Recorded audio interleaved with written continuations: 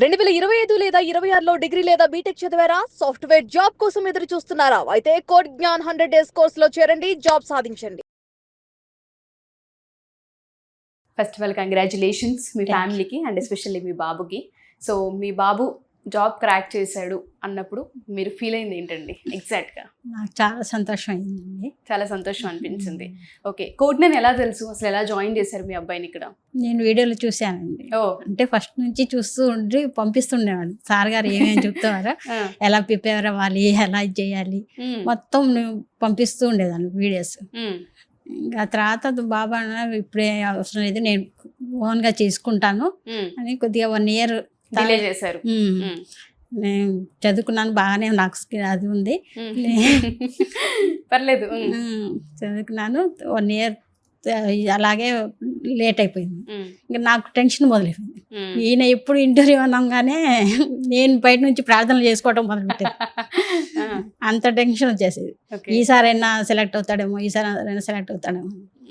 అలా చేస్తున్నాను. 1 year అయిపోయింది. ఆ తర్వాత సార్ గారు చెప్పారు, వీడియోలో ఒకసారి విన్నాను, అంటే ఫ్రెషర్స్ టైం ట్యాగ్ అనేది ఉంటుంది, అది 2 yearsలో అయిపోతే తర్వాత కష్టం అయిపోతుంది జాబ్స్ రావటం. ఇంకా నేను బాబుకి ఇంకా ఫోర్స్ చేయటం మొదలుపెట్టాను. నువ్వు ఏదో ఒక ప్లేస్ సెలెక్ట్ చేసుకో, నువ్వు వెళ్ళి ఏదో కోచింగ్లో జాయిన్ అయ్యి నువ్వు ట్రై చేసుకుంటూ ఉండొచ్చు, వాళ్ళు ఏమైనా ప్లేస్మెంట్స్ ఉంటే చెప్తారు, అప్పుడు 2 వైపుల నుంచి ట్రై చేయటం మంచి బాగుంటుంది అని చెప్పాను. అయితే అప్పుడు విజయవాడ, హైదరాబాద్, బెంగళూరు అని చెప్పాను. నేను హైదరాబాద్ వెళ్తాను అంటే ఓకే సరే అని హైదరాబాద్ పంపించాను. ఓకే, సో కంప్లీట్గా మీ ప్రోత్సాహమే, సో కంప్లీట్గా మీరు ఫోర్స్ చేయడం వల్లే మీ బాబు అక్కడ నేను సజెస్ట్ చేసిన కోడి జ్ఞానంలో బాగుంది, సార్ గారు బాగా చెప్తున్నారు. ఆయన ఫస్ట్ నుంచి విన్నాను మొత్తం.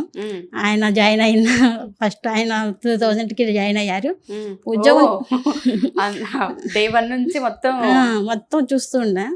ఏదో జాబ్ చిన్నదైనా పెద్దదైనా ఏదో ఒకటి వస్తే పేరెంట్స్ కూడా ఫోర్స్ చేయకండి, ఏదో ఒకటి జాయిన్ చేసేయండి అని చెప్తూ ఉంటారు. సరే ఏదో ఒకటి ట్రై చేయి, అది ఎంత అయినా పర్వాలేదు మాకు అని చెప్పి చేస్తూ ఉంటాను. ఓకే, ఇప్పుడు మీ అబ్బాయి ఎంత ఎల్పిఏతో జాబ్ క్రాక్ చేశాడండి? 7.9. అబ్బా, ఏ కంపెనీ? టీసీఎస్. జాబ్ వచ్చింది నాకు అన్నప్పుడు ఎగ్జాక్ట్గా కోడ్ జ్ఞాన్ ఎంతవరకు హెల్ప్ అయిందని మీరు ఫీల్ అయ్యారు మనసులో? నేను అంటే తనకు తెలిసిందే ఉంటుంది, కానీ వేరే వాళ్ళు చెప్పినా కూడా అర్థం చేసుకొని, వాళ్ళు ఎలా అంటే అర్థం చేసుకోవాలి కదా. అందుకని వాళ్ళు ఏమన్నా ఉంటే మీకు ఇంటర్వ్యూలో ఎలా మాట్లాడాలి, ఎలా చేయాలి మొత్తం వాళ్ళు చెప్తారు, దాని ప్రకారం మీరు కూడా నడుచుకుంటూ ఉంటే బాగుంటుంది అని చెప్పి చెప్తాను. ఓకే, థ్యాంక్ యూ అమ్మ. సో మీ ఎక్స్పీరియన్స్ ఏంటి, అసలు ఏ విధంగా అనిపించింది జర్నీ అంతా మీకు కోడ్ జ్ఞాన్లో? అంటే నేను కోడ్ జ్ఞాన్లో జాయిన్ అయిన తర్వాతే కాదు, నేను అకాడమిక్ జర్నీలో కూడా మా మదర్ సార్ వీడియోస్ పంపించేవారు. సార్ ఇలా చెప్తున్నారు, రెజ్యూమ్ ఇలా బిల్డ్ చేసుకో, నీది కరెక్ట్గా ఉందా లేదా అంటే. నాకంటే మా మదర్ ఎక్కువ టెన్షన్ తీసుకునేవారు. అంటే నీకు సార్ ఏమైనా పైథాన్ గురించి చెప్తే నీకు పైథాన్ వచ్చా, సార్ జావా గురించి చెప్తే నీకు జావా వచ్చా, ఏఐ అని చెప్తున్నారు నీకు ఏఐ వచ్చా అంటే, ఏ వీడియో సార్ పెడితే ఆ వీడియో నీకు వచ్చా అని ప్రతిసారి అడిగేవారు. సో నేనంటే అకాడమిక్లో పర్లేదు బాగానే ఉంది, సో ఇలాగే వెళ్తే నేను జాబ్ క్రాక్ చేయొచ్చు అనే ఐడియాతో ఉన్నాను. బట్ కోడ్ జ్ఞాన్కి వెళ్ళిన తర్వాతే తెలిసింది అకాడమిక్కి ఇండస్ట్రీకి కావాల్సిన స్కిల్ డిఫరెంట్గా ఉంటాయి.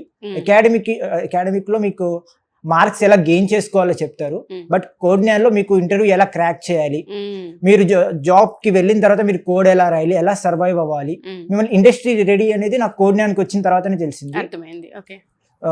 అకాడమిక్లో మీరు నేర్చుకునే జావాకి లేకపోతే ఇక్కడికి వచ్చిన తర్వాత నేను నేర్చుకున్న స్కిల్స్ కంప్లీట్ చాలా డిఫరెంట్ అనేది ఉంది.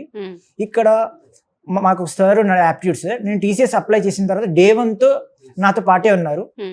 సో నాకు కొంచెం డౌట్ ఉంది, సో నేను క్రాక్ చేయగలుగుతానా లేదా అని.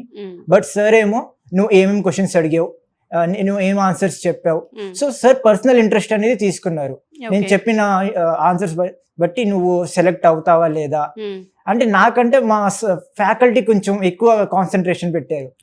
అంటే సార్ నీకేం కాదు, నువ్వు సెలెక్ట్ అయిపోతావు, నువ్వు ఆన్సర్స్ అన్ని చాలా బాగా ఇచ్చావు అని నాకు సార్ ఇంకా మోటివేట్ చేశారు. ఆల్రెడీ నా అకాడమిక్ తర్వాత 1 year గ్యాప్ అనేది వచ్చింది. సో మా మదర్ అప్పుడు నేను కోడ్ జ్ఞాన్లో ఇలా వీడియోస్ పెడుతున్నాను, ఒకసారి నువ్వు వెళ్ళి చూడు, వచ్చినా పర్లేదు నీకు స్కిల్ ఒకసారి వెళ్ళు, ఆ తర్వాత చూద్దాం, ఒక 6 months కానీ ఒక 2 months తర్వాత చూద్దాం అని మోటివేట్ చేసి నన్ను పంపించారు. సో నేను ఫస్ట్ ఎందుకు కోచింగ్, ఇంట్లో ప్రిపేర్ అవ్వచ్చు కదా అనే థాట్తోనే ఉన్నాను. బట్ మా మదర్ ఫోర్స్ చేసి పంపించారు. బట్ చాలా హెల్ప్ అయింది. థ్యాంక్ యూ చెప్పాలనుకుంటున్నాను మదర్. చెప్పేయండి అయితే. అంటే మా మదర్ చిన్నప్పటి నుంచి నా ఎంపీసీ కానీ బైపీసీ కానీ ప్రతి దాంట్లో మా మదర్ హెల్ప్ చేశారు. నేను నా డ్రెస్ కి కూడా నేను డిసిజన్ తీసుకోను, ఏదైనా మా మదర్ అని అడుగుతాను. ఈ ఇంటర్వ్యూకి వెళ్ళేటప్పుడు ఏ డ్రెస్ వేసుకోవాలి, సో ప్రతిదీ మా మదరే డిసైడ్ చేశారు. సో నేను వెళ్ళే కాలేజ్ కానీ, ఇప్పుడు కోడ్న్యాన్ కానీ, ఇప్పుడు నా సక్సెస్ నా కెరియర్ కూడా నా ప్రతి సక్సెస్ కి మా మదర్ కి క్రెడిట్ ఇవ్వాలనుకుంటున్నాను. ఎందుకంటే స్టార్టింగ్ నుంచి మా మదర్ హెల్ప్ చేశారు. ఇప్పుడు మా సార్ ఉన్నారు కోడ్న్యాన్ కి, మా సార్ కూడా ఒక థ్యాంక్స్ చెప్పాలనుకుంటున్నాను. థ్యాంక్ యూ అండి, thank you so much. So ఈ వీడియోస్ చూసే స్టూడెంట్స్కైనా పేరెంట్స్కైనా మీ సైడ్ నుంచి ఏం చెప్తారు? అంటే మీరు ఇందాక ఒక పాయింట్ చెప్పారు, అక్కడికి మనం కాలేజ్లో ఒకటి ఎక్స్పీరియన్స్ చేస్తాం, ఇన్స్టిట్యూట్లో ఒకటి ఎక్స్పీరియన్స్ చేస్తాం. జాబ్ని క్రాక్ చేయాలంటే ఇన్స్టిట్యూట్ అనేది డెఫినెట్గా ఇక్కడ స్కిల్ అవసరం అనేది. ఆ పాయింట్ చాలా మందికి అర్థం కాదు. మేము 4 ఏళ్ళు అక్కడ టైం ఇన్వెస్ట్ చేస్తాం, మేము ఇంట్లో కూర్చొని నేర్చుకుంటాం, లేదంటే యూట్యూబ్లో వీడియోస్ చూసి నేర్చుకుంటాం అనే పాయింట్లో ఉంటుంటారు. వాళ్ళందరికీ మీ ఎక్స్పీరియన్స్ త్రూ ఏం చెప్తారు? మ్యామ్, నేను June 2025 తర్వాత నా ప్రిపరేషన్ అనేది హోమ్ ప్రిపరేషన్తో స్టార్ట్ చేశాను. హోమ్ ప్రిపరేషన్ స్టార్ట్ చేసిన తర్వాత జాబ్స్కి అప్లై చేయడం, మళ్ళీ అప్పుడు ప్రిపేర్ అవడం, మధ్యలో బ్రేక్స్ అనేవి మనకి చాలా వస్తాయి. అంటే మనం ఒక జాబ్ అప్లై చేస్తే ఒక 10 days బిఫోర్ కానీ, ఒక 15 days బిఫోర్ కానీ ప్రిపేర్ అవడం స్టార్ట్ చేస్తాం. సో నేను ఇలాగే స్టార్టింగ్లో చేశాను. బట్ జాబ్స్ అనేవి అంతగా క్రాక్ చేయలేదు. సో తర్వాత నేను నాన్ ఐటీ జాబ్కి వెళ్ళడం జరిగింది. ఈ నాన్ ఐటీ జాబ్లో కూడా సరే, నాన్ ఐటీ జాబ్ చేసుకుంటూ మనం క్రాక్ చేయొచ్చు, అంటే చదువుకోవచ్చు, హోమ్ ప్రిపరేషన్ చేయొచ్చు అనే థాట్లోనే ఉన్నాను. బట్ ఒకసారి మనం ఈ ప్రిపరేషన్కి కొంచెం ఏమైనా బ్రేక్స్ వస్తే మళ్ళీ ఈ ఫ్లో అనేది ఆగిపోతుంది. సో మనం ఆ జాబ్కి రిజైన్ చేసేసి చూస్తే ఇక్కడ హోమ్ ప్రిపరేషన్తోనే అనుకున్నాను, బట్ గ్యాప్ అనేది పెరిగిపోతుంది. ఇండస్ట్రీకి మరి నాకు గ్యాప్ అనేది పెరిగిపోతుంది. సో ఎలా ఓవర్కమ్ చేయాలి అన్నప్పుడు ఓకే, ఇప్పుడు కోడ్న్యాన్కి వెళ్దాం. ఈ కోడ్న్యాన్ దగ్గర మీకు కంటిన్యూస్ లెర్నింగ్ ఉంటుంది. సో మీకు ఒక సపోర్ట్ అనేది ఉంటుంది.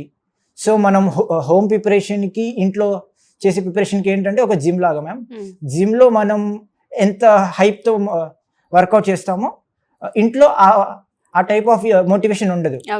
సో మనం ఇన్స్టిట్యూట్కి వస్తే మీ మెంటర్ సపోర్ట్ కానీ, మీ ఫెలో స్టూడెంట్స్ ఎలా చదువుతున్నారు వాళ్ళని డౌట్స్ అడగడం కానీ, మెంటర్స్ ఉంటారు, స్టూడెంట్స్ ఉంటారు, ప్రాక్టీస్ సెషన్స్ ఉంటాయి. సో ఇక్కడ పోర్టల్స్ ఉంటాయి. పోర్టల్స్లో స్కోర్ అనేది ఇవాల్యుయేట్ అవుతుంది మ్యామ్. సో మన స్కోర్ ఇప్పుడు 5th పొజిషన్లో ఉంటే మన తోటి ఫ్రెండ్ ఏమో 2nd పొజిషన్, 3rd పొజిషన్లో ఉంటారు. సో వాళ్ళని క్రాస్ అవ్వాలి అని ఒక చిన్న మోటివేషన్ అనేది ఉంటుంది. మన ఫ్రెండ్ కంటే ముందు జాబ్ అనేది క్రాక్ చేయాలి, అతను ఈ స్కిల్ నేర్చుకుంటే అతని కంటే రెట్టింపు స్కిల్ నేర్చుకోవాలి అనే మోటివేషన్ నా కోడ్న్యాన్లోకి కలిగింది. ప్రతి స్టూడెంట్ కూడా ఇది అవసరం. Definitely ma'am. థ్యాంక్ యూ అండి, thank you so much and all the best to you. So ఇక మీదట మీ వీడియోలు ఇంకెక్కువ చేయాలని అర్థమవుతుంది. సో ప్రతి పేరెంట్కి కూడా అర్థమయ్యే లెవెల్లో మనం వెళ్తున్నామంటే చిన్న విషయం కాదు సార్. అంటే నా పాయింట్, వీడియోస్ చేస్తామండి, పేరెంట్స్ అర్థం చేసుకుంటున్నారు, బట్ స్టూడెంట్స్ అర్థం చేసుకోవట్లేదు. వాళ్ళు ఎప్పుడైతే రియలైజ్ అవుతారో అప్పుడు పేరెంట్స్ కి టెన్షన్ తగ్గుతుంది. ఎగ్జాక్ట్లీ. అండ్ వీళ్ళు త్వరగా కెరీర్, ఇప్పుడు మేడం ఎగ్జాంపుల్ తను పంపిస్తున్నా, కానీ తిను 1 year నేను క్రాక్ చేయగలను అని ఇంట్లో ప్రిపరేషన్ గుర్తుంటే స్వర్ణ భార్గవి అనే అమ్మాయి 8 LPA క్రాక్ చేసి, ఆ అమ్మాయి కూడా అంతే 1 year అట్లా, నాకు యూనివర్సిటీ టాపర్ అమ్మాయి అంత ఉంది కదా నేను క్రాక్ చేయగలను, దాదాపు 150 కంపెనీస్ అప్లై. కానీ నా సజెషన్ ఏంటంటే ఈ టైంలో రైట్ మెంటర్షిప్ అవసరం.